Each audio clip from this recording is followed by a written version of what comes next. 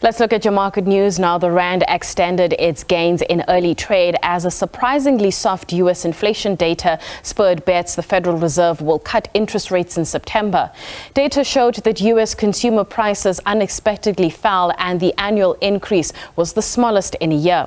Despite signs of receding inflation, Wall Street's most valuable companies lost ground, with Microsoft and Amazon each losing more than 2% and Meta Platforms dropping about 4%. Investors are awaiting producer price index data for insights into the inflation trajectory, along with second quarter earnings from the big banks. Locally, the all-share index up 0.3%. Financials also in positive territory. Industrials leading the charge there, up over 1%. Resources down 0.3%, and the Rand is at around 17.98 to the dollar, 19.59 to the euro, and 23 Rand 31 to the pound. To give us more perspective on the markets and help us look back at the week that was, we are joined by Zwelakhe Mnguni, who is the Chief Investment Officer at Benguela Global Fund Managers. Zwelakhe, thank you so much for your time. I mean, let's take in the market reaction, both local and internationally, on the back of that US CPI report. What was your take on it? Yeah, thank you, Naz.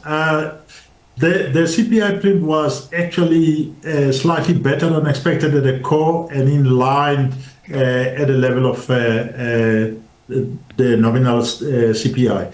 I think the one thing that has happened is that the market seems to be reacting or trying to interpret what it means for consumer spending, what it means for investment in the US. So we did see a pullback on the companies, as you said, and largely because of expectations more than anything else.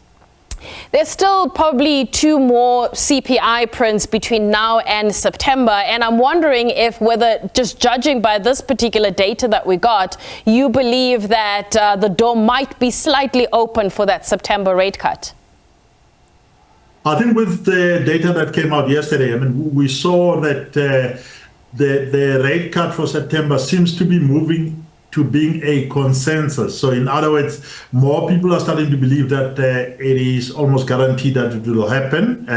You never know, but it's likely to happen. I think it does support a cut, but we have to also keep in mind that we are still far away from the target rate of 2% by the Fed. So we could be a little disappointed if we see that they don't cut. One thing that might actually maybe drive the cut might be the evidence of increasingly slower economic momentum. That might maybe motivate the Fed, even though that's not a major focus of theirs. The one thing I'm curious about is that since the GNU cabinet was announced, right in the beginning, we saw a rally. And I'm wondering whether you could perhaps think back to the difference between this GNU cabinet rally versus the Ramaphosa rally of 2018. Are there any notable differences or similarities? Look, I think the differences are probably that our companies have held up and have shown resilience in the current period. If I look at the valuation multiples, I mean, the companies are a lot cheaper today compared to what they were trading at when the Ramaphosa rally started. I think what is even more significant is that we are likely to see that your electricity, we haven't had load shedding probably for close to 100 days or if not more.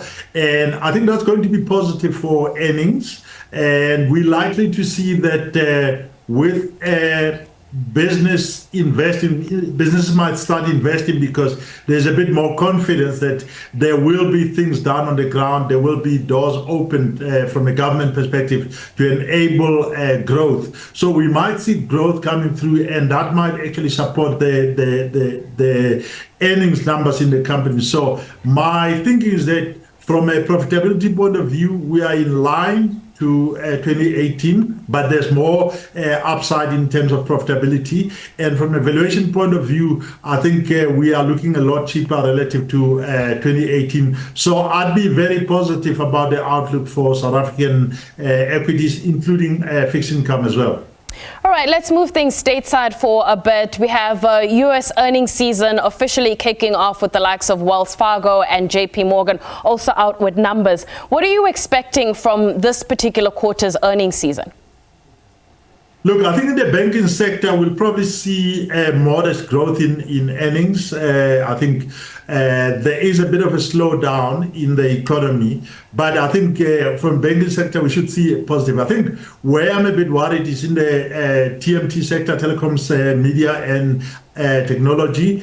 I think there the expectations are high, and they're likely to, if NVIDIA doesn't come through with the expectations, either on the outlook or on the earnings, I think that could be a big disappointment. And I think NVIDIA is probably the biggest risk to the global market at the moment. If NVIDIA doesn't come through with numbers that are in line with expectations, for example, on earnings, the market's expecting more than 100% growth, which is achievable, but I think if the outlook is not consistent with that momentum continuing, I think that could trigger a sell-off in the sector. So the Microsoft, I mean, the earnings growth expectations are around 9%, so no modest, but I think it's in the $1 trillion league, and it's likely to see that if NVIDIA pulls back, we'll see a big pullback there as well. So, unfortunately, we've run out of time. I would have loved to ask you whether you believe that the AI rally can continue driving the U.S. equity market, or the AI excitement, as it were. However, we'll leave it for another day. Thank you so much for your time. That is Zwelakhe Mnguni, who is the Chief Investment Officer at Benguela Global Fund Managers.